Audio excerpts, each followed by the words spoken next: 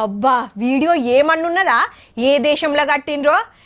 మనోళ్ళతోటైతే కాదురా, పక్క బయట దేశమే. ఊకోరా బై, గంత టెక్నాలజీ మన కాడేడుంది.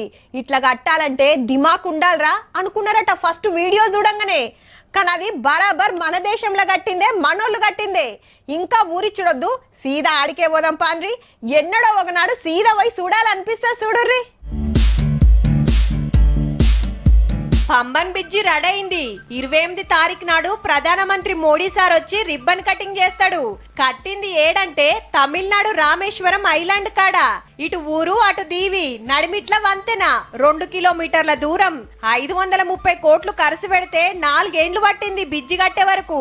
గంటకు 75 కిలోమీటర్ల స్పీడ్ తోటి రైలు ఉరికేటట్టు బందవస్తుంటది. పక్కకు పాత బ్రిడ్జి కట్టి 100 ఏండ్లు దాటింది. పెద్ద పెద్ద ఓడరేవులు వచ్చినప్పుడు ఇట్లా మీదికి లేపటానికి మస్తు తిప్పలా.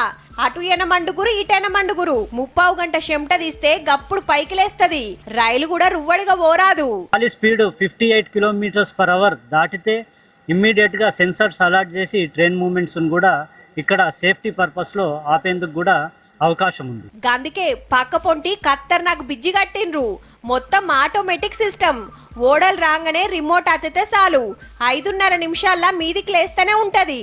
660 టన్నుల బరువంటే చూడుర్రిగా.